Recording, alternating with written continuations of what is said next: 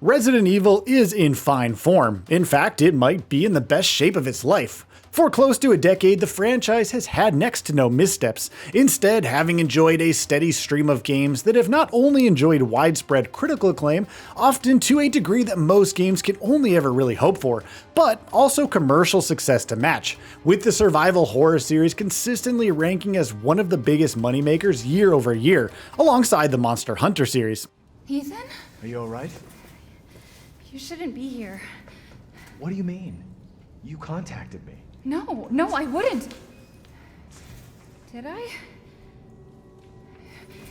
Did anyone see you? Did he see you? Who else is here? What the hell's going on? Daddy's coming. We need to go. Daddy? We need to go now! And yet, even though Resident Evil is clearly enjoying a golden era unlike any other, it can't escape one incontrovertible fact. It remains a complete and total multiplayer dud. That statement doesn't come without any caveats whatsoever, obviously, because Resident Evil has had some success with its multiplayer attempts in the past. Pretty much all of those successes have, however, come through co-op offerings, while some of the series' biggest and most disastrous failures have taken the form of PvP offerings. Most recently, we got that in the form of Resident Evil Reverse. After multiple delays and thoroughly underwhelming showings, the multiplayer third-person shooter finally released in 2022, and was instantly met with near universal criticism. It was a hastily cobbled together mess that failed to capture anything that anyone actually liked about Resident Evil, instead cynically and haphazardly throwing things together purely in the name of potential, and blatantly aggressive monetization. Unsurprisingly, Resident Evil Reverse failed. In fact, there never really was any doubt that it would fail. Even back when it released with little to no fanfare, and next to no hype or actual anticipation. When it launched, its player numbers were never anything to write home about, which is putting it mildly, and right from day one there was nothing to suggest that the game was going to receive any kind of meaningful post-launch support, much less anything that could bring about a reversal of fortune for the ailing multiplayer shooter in any way, shape, or form.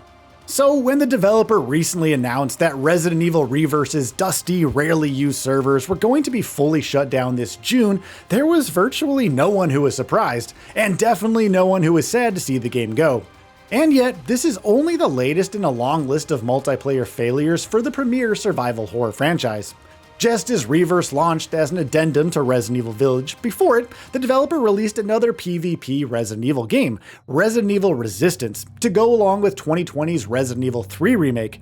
And to be fair, Resistance's asynchronous multiplayer gameplay was at least conceptually better, though ultimately it too was way too rough of a product to be anything more than a passing distraction at best, and a downright broken game at worst.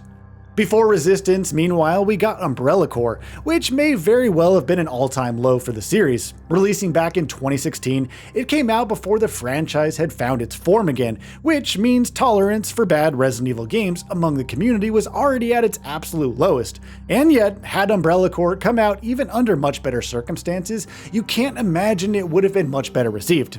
It's one of the worst reviewed Resident Evil games ever released, and as those unfortunate few who have played it will tell you, it deserved every last bit of that criticism. It was poorly designed, it was not at all fun to play, and it was, above all else, a transparent attempt to cash in on other similar multiplayer first-person shooters, to the extent that you couldn't help but be that much more annoyed by the cynical decision to call it a Resident Evil product.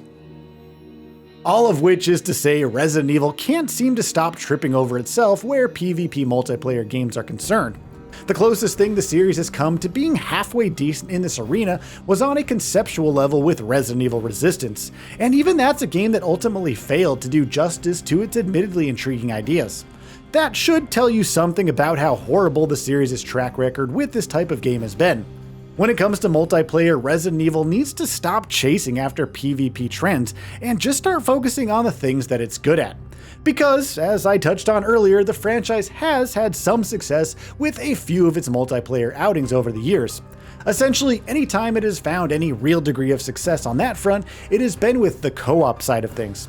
The co-op campaigns found in the likes of Resident Evil 5 and Revelations 2 are standout experiences in their own right, even if they're a far cry from the traditional single-player RE campaign that one usually associates with the series. Heck, even Resident Evil 6 can be plenty of fun when played in co-op.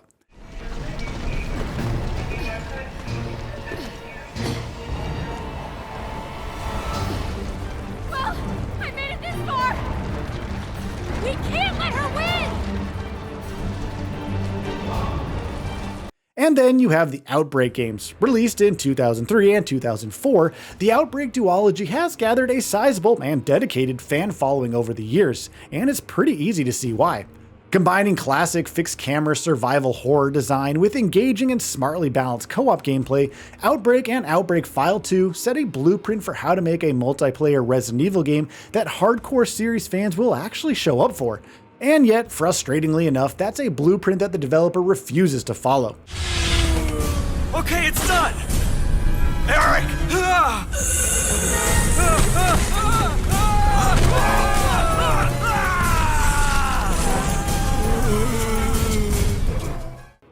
The return of Resident Evil Outbreak is something many series fans have begged to see for years at this point, but frustratingly, it doesn't look like the developer has any intention of relenting.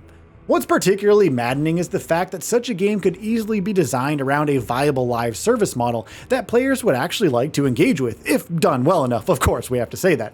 The developer could keep adding to a hypothetical co-op game by bringing in locations, characters, and enemies from other Resident Evil titles with regular updates, ensuring a steady stream of content that, presumably at least, would be comparatively easier to pump out with the series' combined pipelines.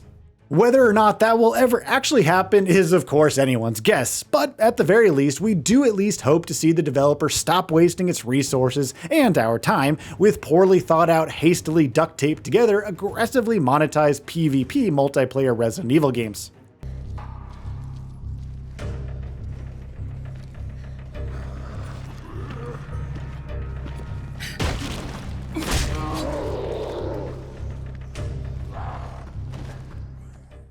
The sooner the company does that, the sooner it'll be able to begin diverting those resources on better, more interesting projects. Obviously, the series is delivering plenty of those in the grand scheme of things with its single-player experiences, many of which are surely in the works even as we speak. But hopefully on the multiplayer front, the famed survival horror series will soon develop the sense to stop chasing after ideas that consistently fail, and maybe instead try and pursue those that series fans have proven time and time again they're actually interested in. So what are your thoughts on this? Go ahead and share them in the comments below. And if you like this video, please subscribe to the channel and enable all notifications by clicking the bell icon to get new video updates. We upload every day and would really appreciate your support. Thanks for watching.